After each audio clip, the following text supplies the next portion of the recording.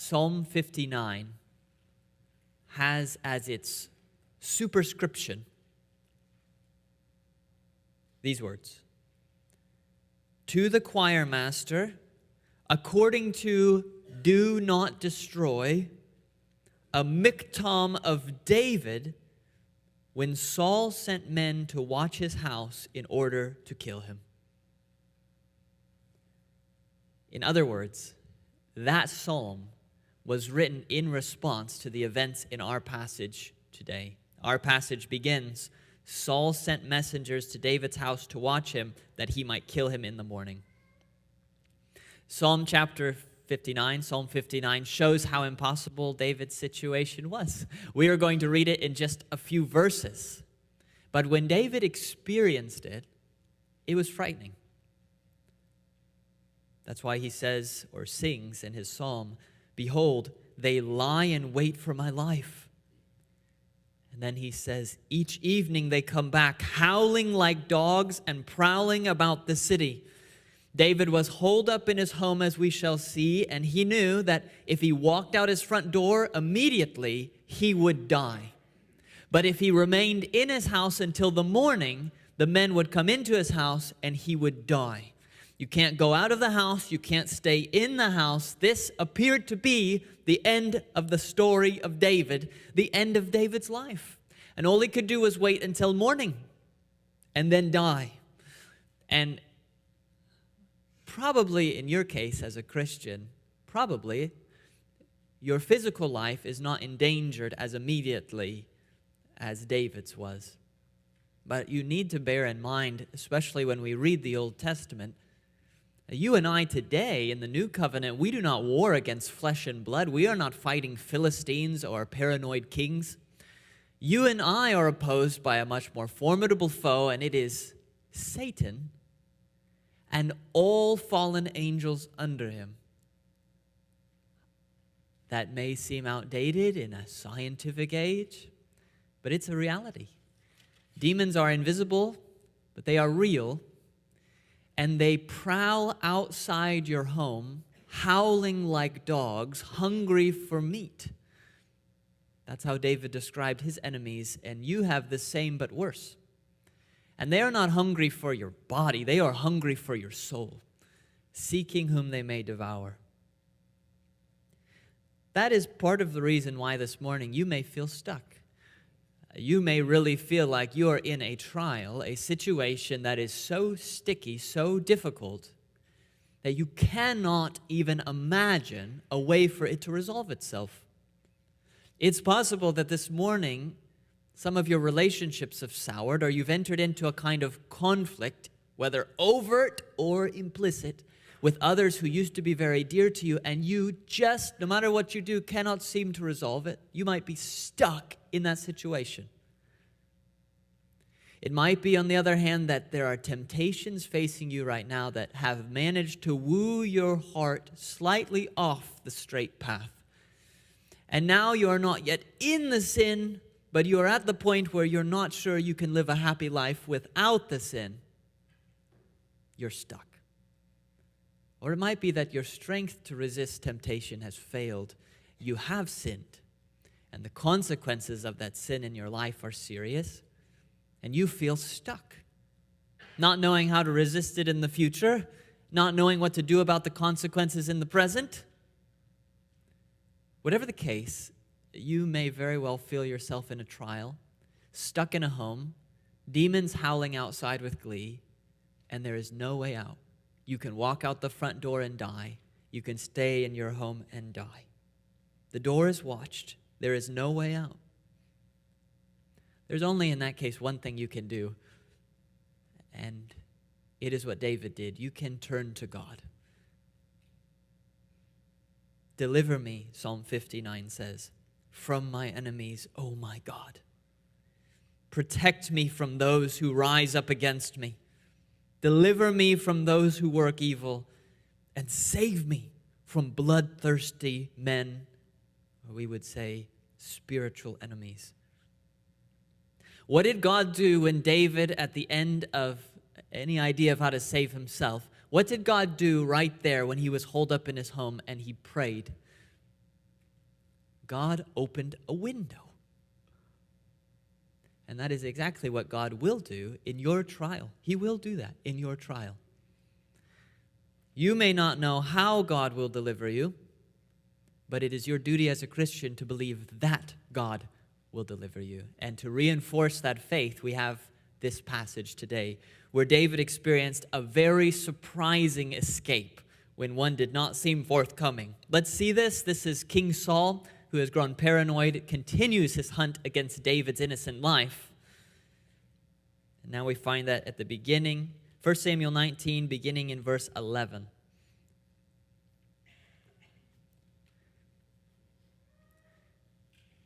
Saul sent messengers to David's house to watch him, that he might kill him in the morning. But Michal, David's wife, told him, "If you do not escape with your life tonight, tomorrow you will be killed." So Michal let David down through the window, and he fled away and escaped. Michal took an image and laid it on the bed and put a pillow of goat's hair at its head and covered it with the clothes. And when Saul sent messengers to take David, she said, "He's sick." Then Saul sent the messengers to see David, saying, "Bring him up to me in the bed, that I may kill him." And when the messengers came in, behold, the image was in the bed, with the pillow of goat's hair at its head. Saul said to Michal, "Why have you deceived me thus, and let my enemy go so that he's escaped?" And Michal answered Saul, "He said to me, 'Let me go. Why should I kill you?'"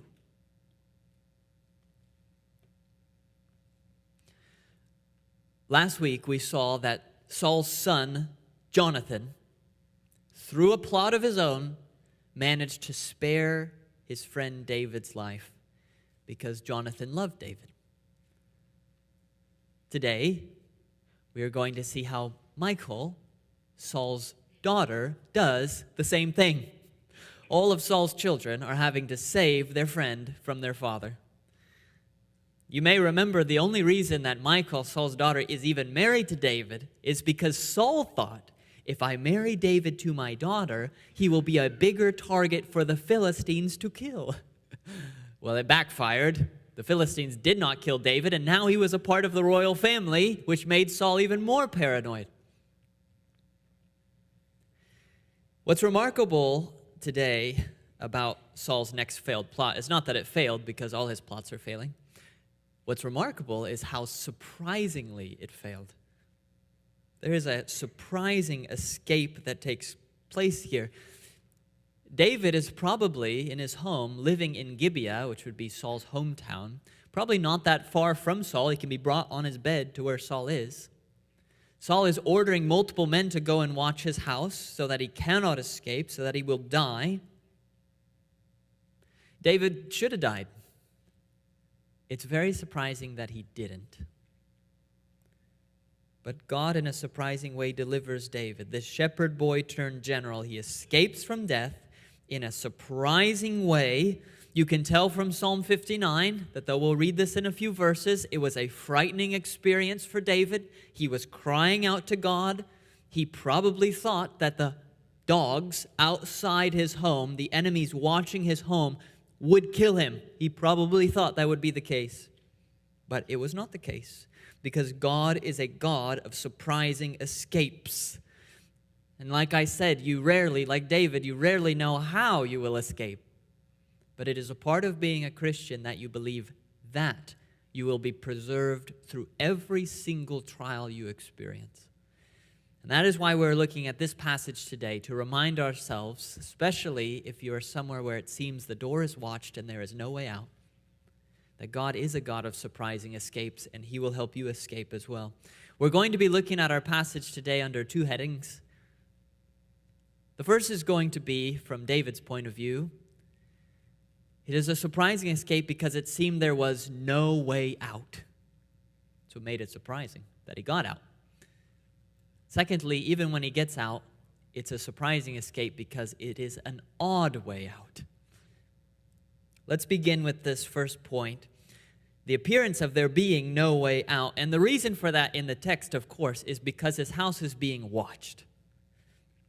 Look again at verse 11. Saul sent messengers to David's house to watch him, that he might kill him in the morning. But Michal, David's wife, told him, if you do not escape with your life tonight, tomorrow you will be killed. Now, I have no idea how Michal came upon that information, but providence required that she do so, so she did. She actually reminds us a little bit of the Apostle Paul's nephew. So long later, in Acts 23, when there was a plot against Paul's life, he was being held by the Romans, by a Roman tribune, and the Jews had plotted. Many of them had come together, said, we will not eat until we accomplish this plot to kill Paul. They were going to pretend that they wanted Paul brought out for further questioning. But a number of the Jews were then going to ambush the Roman tribune and Paul and kill him. And the only way that Paul escaped that fate was that his sister's son somehow learned about it, went to the Roman tribune and said, hey, they're going to tell you this, don't listen, it's a trap. It's very much like what's happening here. And again, we're not told how she knows this. We're only told that she knows it, and of course it was necessary that she know it to spare David's life. But even knowing this, even when Michal has told this information to David, he's not yet delivered. In fact, now he's only aware of the problem. The problem is that if he stays, he will die. If he leaves, he will die because the house is being watched. Saul, of course, is aware that David is a great warrior. He's been winning all of Israel's battles. That's why he doesn't send a messenger. Notice he sends messengers. We don't know how many. I would imagine it'd have to be a good number of them to apprehend David. So he's outnumbered. He calls them in the psalm dogs wandering in the streets outside his home, howling. Now, what's so interesting about this story is if you know your Bibles well, you know to the days of Joshua and the conquest of Canaan. The most famous example of this happened when Joshua sent spies into Jericho, and they went to the house of a prostitute named Rahab, and she hid them on her roof because the king had found out that they were in her home. So we read, she tells them, before that, she tells the men who come looking for these messengers, she lies to them and says, oh, they were here, but they left. They went out the gate, chase them. So we read, the men pursued after them on the way to the Jordan as far as the fords, and the gate was shut as soon as the pursuers had gone out. So Joshua's messengers, the spies, are on the roof hiding in Jericho, enemy city. The gates are shut. The way back home is being watched. It's a rough situation to be in. It had happened before. It would happen again in the New Testament. If we speak again of the Apostle Paul, when he was converted and became a Christian for the first time in the city of Damascus, he began proclaiming Christ right away. Everyone was surprised because he went to Damascus specifically to arrest people proclaiming Christ. But Jesus got a hold of him, so he was proclaiming Christ. His enemies didn't like it, and we read this. When many days had passed, the Jews plotted to kill him. But their plot became known to Saul. Again, who knows how? It just did. They were watching the gates day and night in order to kill him. 3 impossible situations. Whether the spies locked into Jericho, literally locked into the city, and the path is watched. Or in the future, you have Paul in Damascus, and the gates are being watched day and night. And if he's seen, he dies. Or you have David locked up in his home, his house being watched by multiple men. And if he's seen, he dies. And if he stays in his home till morning, he dies. These are impossible situations. The gates are watched and locked. And I think we are given situations like this in Scripture, not just to appease our curiosity, but because as a believer, you know from experience that your life often feels just this way. that the door is being watched. That you come into some trial and there's not an easy solution in your mind to the situation, some way you can get out of it. You get a serious health diagnosis, and it's one of those irreversible diagnoses. It's one of those diagnoses that doesn't come with a hopeful cure at the end of it. And so you lay in bed at night thinking through possibilities of how you will manage your life given the diagnosis. And you may come to the conclusion, I don't know. I don't know how I will live a faithful life given this diagnosis. Or like I said earlier, you come into conflict with other believers. Everything was very rosy at first, and then through whatever series of circumstances, people who are very dear to you, now you're in a conflict, and you're both trying to resolve it, but it's difficult to resolve. You've tried everything, and you lay in bed at night and you think, I'm stuck. I don't even know what to try next. Or again, temptation comes and calls to you, and it becomes a louder and a louder voice until it's so loud it's what you think about during the day and at night and during the day. And even before you've given in to the temptation, you have a sense that it has gotten a hold of your heart. It has taken root. And you lay in bed thinking, how do I get out of this? How do I fight this? I've tried everything. And you are stuck. You are holed in the trial. The gate is being watched. It's locked. The path is watched. There's no way out of this. Well, you're in pretty good company. Seems to happen a lot in the Bible. It's happening even in our passage. If the foundations are destroyed, said the psalmist, what can the righteous do? But I do think it's for this reason you have this text. David was pretty stuck. And his description of how he experienced it was with dogs out in the streets, which is a very vivid description of how he felt that night. Dogs that wanted to devour him alive. And might have. Couldn't go out the door. It seemed really that there's nothing you could do. So he turned to God, and God opened a window, which is what he always does. If you see verse 12 here, so Michal let David down through the window, and he fled away and escaped. And you know, maybe we shouldn't be surprised by that, as surprising as it is that he got away when it seemed impossible, because go back to the men, the spies who are hiding on that roof of Rahab's house in Jericho. How did they get deliverances from death when the enemy is watching your door? God always has a window. That's what he does in this passage as well. Now that's easy to read in a narrative because we're in nice comfy seats and no one's threatening our lives. Harder for you to experience it. That's why it's nice to have the psalm that David wrote. But see, you are experiencing it. It might not have the exact same details as David's trial, but you are experiencing just this kind of thing. If not right now, then you will very soon. In fact, I think those of us who are younger, when we get to those stuck places where the door is watched and we can't even imagine a resolution that is even halfway happy to what we're going through, it's much easier for us to panic. If you've been walking with the Lord for a shorter amount of time, or if you're just younger in your experience of life, we tend to panic because we think, I cannot see a way out of this, therefore there must not be a way out of this. But something you will notice that is rather curious, I've noticed it at least, is go and look at the saints here who have been walking with the Lord a long time.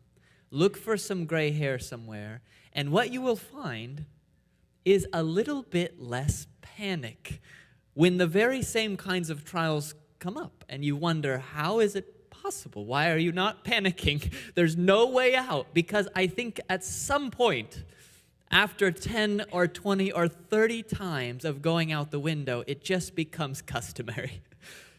At some point, the door is watched and you are not sure how God is going to deliver you from this newest trial in your life, but you've had enough experiences to know He's always done it before. He will open a window. the psalmist says, I have been young and now am old, yet I have not seen the righteous forsaken.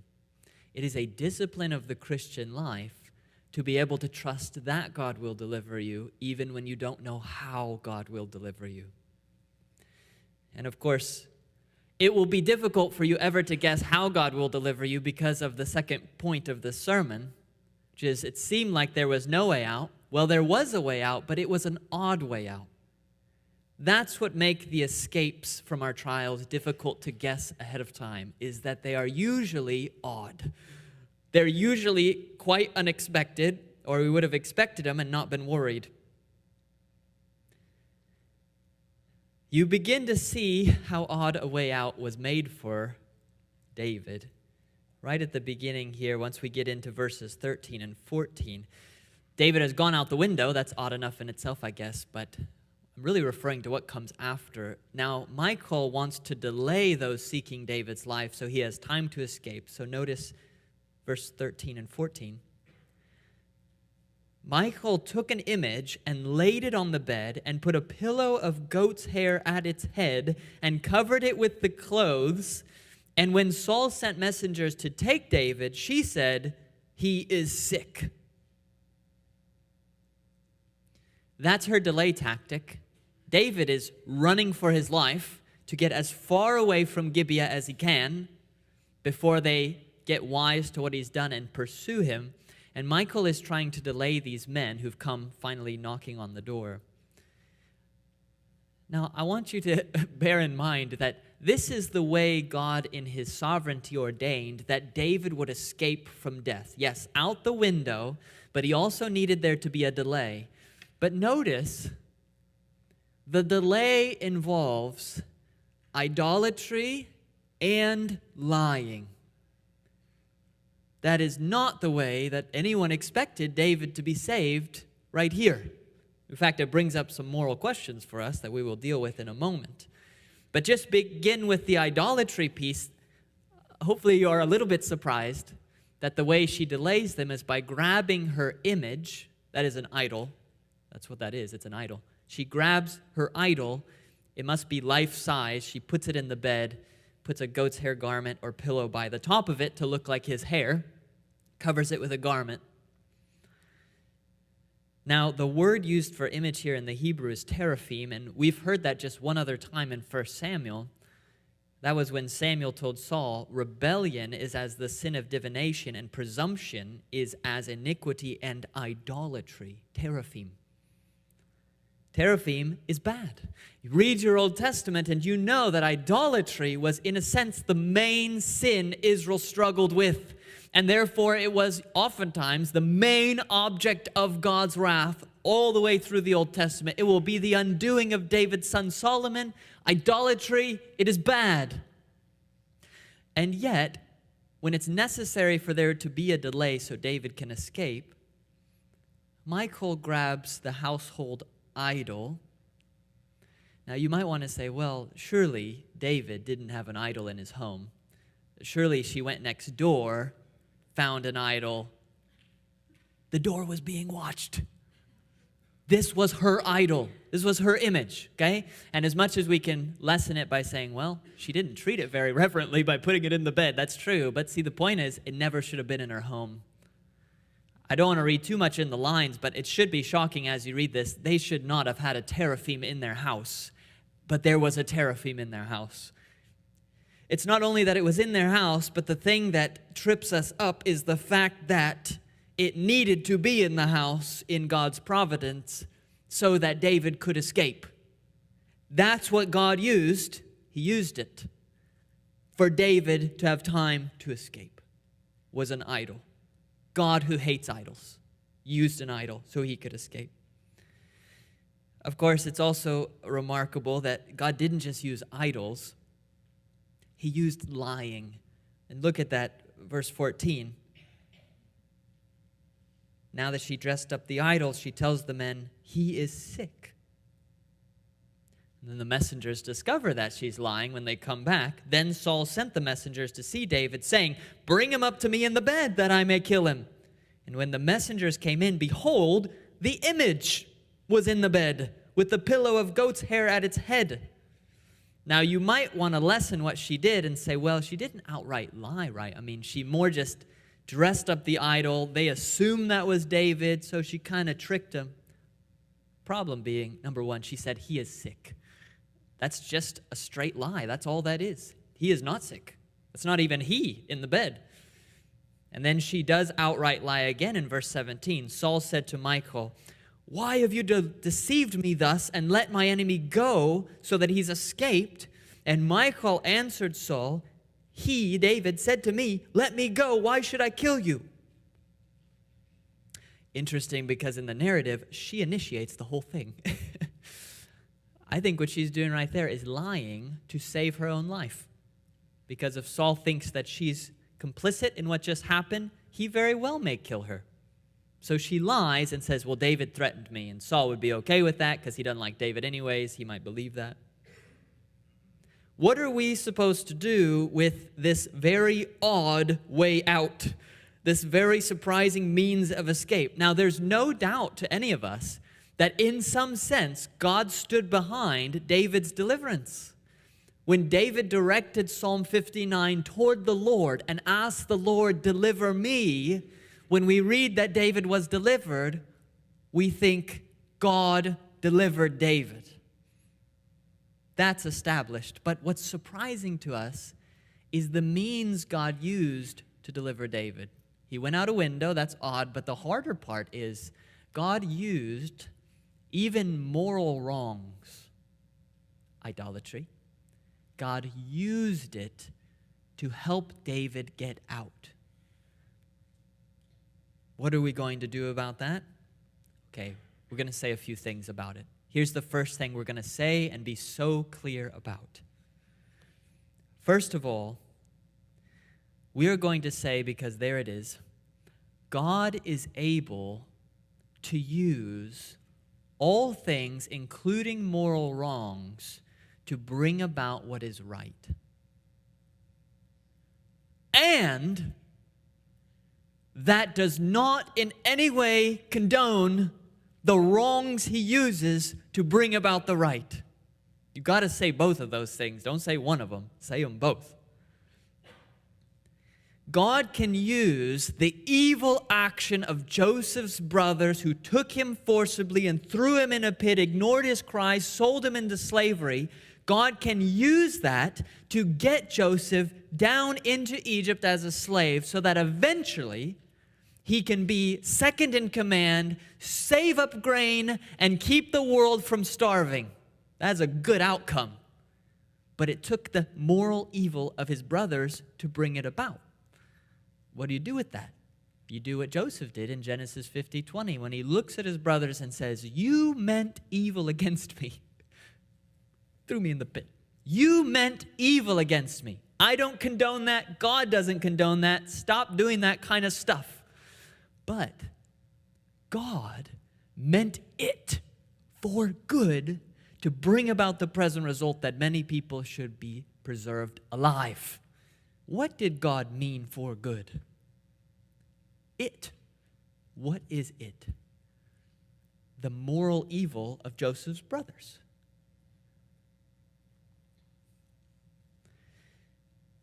That is true. And we also have to say, as Scripture tells us, that even though that is true, that does not make God morally responsible for the evil of Joseph's brothers or of Michal and her idolatry. It doesn't do it. God is not guilty of it. We say God does not author the moral evil that people choose to do in this world. He doesn't author it. James chapter 1, let no one say when he's tempted, I'm being tempted by God. For God cannot be tempted with evil, and he himself tempts no one. That means that God can mean, he can mean even moral evil for a good outcome, and yet not himself be responsible in a moral sense for the wrong that's done. Who's responsible for the moral evil? Whoever did it. The person who did it, not God. This means that when God used Michal's idolatry to deliver David, we can say that that was part of God's plan. But that God does not therefore condone her idolatry, support idolatry in any way, and he was not the author of her idolatry. Really what we're saying here is God is so powerful that there is nothing he can't use to bring about good for his people. I know that leaves questions in our minds of how is that possible not to be the author? I don't know. But Scripture teaches it, and we're glad it's true. That means there is nothing in this world that God cannot and will not use for his glory and your good. You can't say there's one category of things when people do wrong, God can't touch that, but he'll do everything else. No. He touches that. He uses all things for our good. When we say that we know that all things work together for good for those who love God, how broad is that all? It includes all things, even Michal's idolatry. Even when the Lord tests Job and allows Satan to go and ruin his life, Satan means it to get Job to deny God, yet God means it, same thing, to bless Job in the end, to double all his wealth, to allow his life to stand as a testament of faith for the rest of time. God can do that. That's the first thing we're going to say about what happens here, this odd way of escape. There's a second thing, and it's almost harder to say, so sorry if that lost you in the first part, and it is that Michal's idolatry was clearly wrong. There are Christian thinkers who differ, good Christian thinkers who differ, on the question of whether her lying was wrong. In other words, there are some people who believe that the Bible's prohibition against lying is absolute because we love truth. You should never, ever tell a lie. That's Sunday school stuff. You just don't lie. There are other good Christian thinkers who agree almost all the way, but would say there may be some extreme examples where lying would not be sin. That's what we encounter here. The question of, was Michal right in lying to her father to save David's life? On the one hand, let's affirm this right out the gate. No matter what you think of that, surely we can agree that Christians, we value truth-telling. It's like what we do. It's like who we are. We tell the truth. If you're outside of Christ, you don't do that. And when you're a Christian, you tell the truth. We value truth. Ephesians 4:25 tells us, having put away falsehood, let each one of you speak the truth with his neighbor. We ought to be so extreme in our truth-telling that just like Jesus taught, we shouldn't need any promises or oaths. We shouldn't need them because our yes is yes. Our no is no. People should know if we tell them something, we're telling them the truth. They don't have to make us swear on someone's grave. We just tell them, and they should know, based on our faithfulness, because we always tell the truth, we're telling the truth. So that's clear. Don't lie. Don't listen to the sermon and go say, Bryce says we can lie. No. Tell the truth. We tell the truth. Okay. On the other hand, it's unavoidable if you read the Old Testament. You will come upon more than one occasion where someone lies, and it is not directly condemned in the passage, doesn't make it right, but there are a few occasions where it seems it's almost commended. You probably know the case is Rahab. We already mentioned her, and that is one of the chief examples. She's put in Hebrews 11 in the hall of faith because by faith she hid the spies. But remember, her hiding the spies, it involved directly lying to the king's men who came looking for them. Another good example of that is found at the beginning of Exodus when the Hebrew midwives are commanded by Pharaoh, when you go and if a boy is born to the Hebrews, kill the boy. Somewhat like we saw in Bethlehem. The Hebrew midwives wouldn't do it. And when they were called to account by Pharaoh, why are you not killing the males? They lied. They said, the Hebrews, they give birth so fast we can't get there in time. And then immediately afterward you read, so God dealt well with the midwives, and because the midwives feared God, he gave them families. That's why there are some good Christian thinkers who would say we ought pretty much always to tell the truth.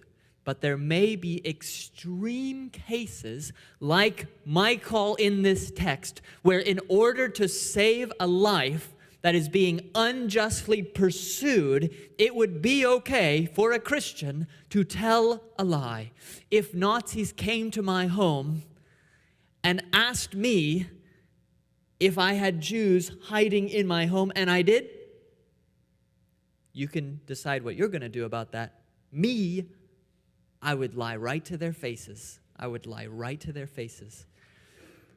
Again, you may disagree with that. I respect your position very much. Of course, I love truth-telling. That is a question here. Are there extreme cases where one can lie? And in this room, we may come to different conclusions there. But the one thing that, however you land there, the one thing we can all agree with is that this was surely an unusual, an odd way to delay the men and to deliver David.